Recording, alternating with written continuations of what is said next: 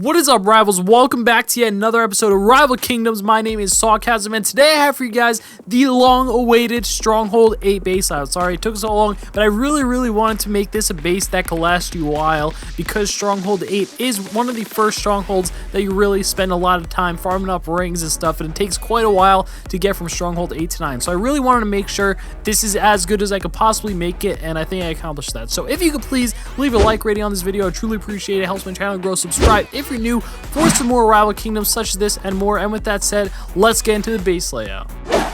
Alright guys, so this is the Stronghold 8 base layout in a nutshell. Keep in mind there is another kingdom portal there, but this is the general overview of the base layout. And I know it looks super weird at first. Why are there walls outside of walls outside of walls? And I'm going to explain that all. So basically the general idea for this base is to mess with the pathing. This is essentially an anti-funneling base layout. That was my primary focus when designing this base. And what is funneling, you may ask? So funneling, for those of you guys who don't know, is basically being able to direct where your troops are going and kind of push them all into a certain area. So normally if you place a bunch of troops down here, some of them might go down here, some of them might go up here, but if you do a good job at funneling, they will all basically, funnel perfectly into the base where you want them to go. Now it's not always possible to do well, and that is the exact purpose of this base, to try to make it as difficult for players and enemies troops to funnel properly. So we want to get all the troops split up as much as possible,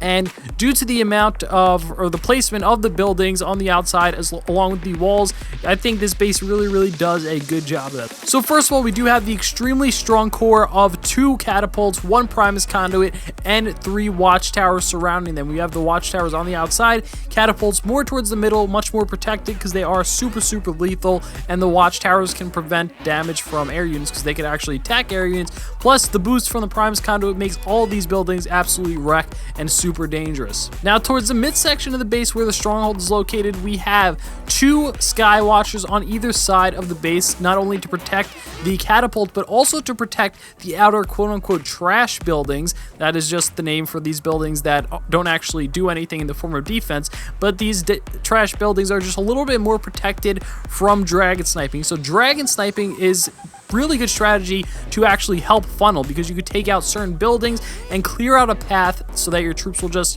they won't be going down here or up here. Follow that up, we have 2 spell towers right next to the stronghold. They're pretty much good all around. They do have decent range, and they do hit a decent range outside of the base, but on top of that they also have a lot of utility and can protect not only the Skywatchers but also the catapults and everything in between. So one thing to keep in note, I only have 1 death spell tower. However, starting Stronghold 7-ish, Stronghold 8, when the enemies start attacking you with paladins, the death spell towers are so strong, and I actually recommend you run 2 of them, because basically, if you guys don't know, what the death spell towers actually do is increase damage to the units affected by this by 50%, and they can't be healed for 10 seconds. So even if they have a paladin, that's not going to be of any use, and it's going to make their life absolutely super difficult. So if you have 2 death ancients, I recommend you place 1 on both sides. But if you don't, like me, on this account I only have 1 death ancient, so I only have 1, and then a freeze tower on the other side to kind of freeze them locked in place,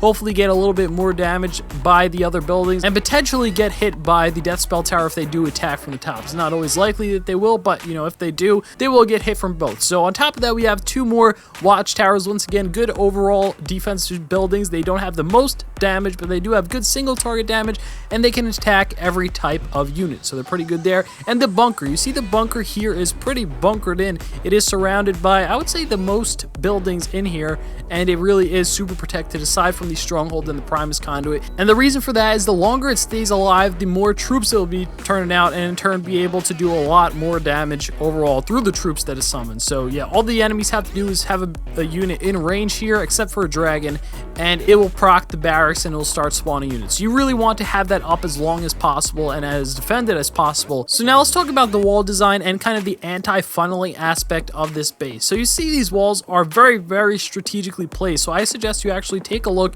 at where these trash buildings, quote unquote, I don't think trash is the perfect name for them, because I like gold buildings. They're not that, they have gold in them, like how could they be trash? But yeah, these trash buildings are very strategically placed to make it so that when they do attack, like if they attack from one of these sides or the bottom, some of the troops will split up, hopefully. So sometimes that's not always the case, but if they attack from the outside here, they're either going to have a few choices. Once they destroy a building inside these walls, then they can place more troops in here and hope that their troops that they placed here will follow them through, but a lot of times that's not going to be the case. And or what they could do is just place all their units together, and in which case some of them still might split up to the left, split up to the right, and whatever. So yeah, that is pretty much the gist of this base. The main focus, we want to make sure that wherever they place a troop, there will be another building very close by for the troops to want to walk to, because that is what happens with the pathing in this game. You place down some troops, they're focusing down a building, then they look for, depending on the type of troop, like for example Maulers don't just attack anything, but most troops such as soldiers or wardens are going to attack something and look for the nearest building nearby. So say they're taking out this sky tower, then they're either going to go to this gold smelter or this gold storage, and then, you know, continue down, and they're not really going to head into the base for very long. That's pretty much the base in a nutshell. Once again, like I said, do have another kingdom portal here, but I will give you a look at the base once again so you take your screenshots and all that shenanigans. So yeah, I hope you guys did enjoy. If you did, please leave a like, rating, and subscribe if you're new for some more Rival Kingdom. Truly appreciate it. You guys have been killing it with the support. Thank you so much. And with that said, thanks for watching. Peace!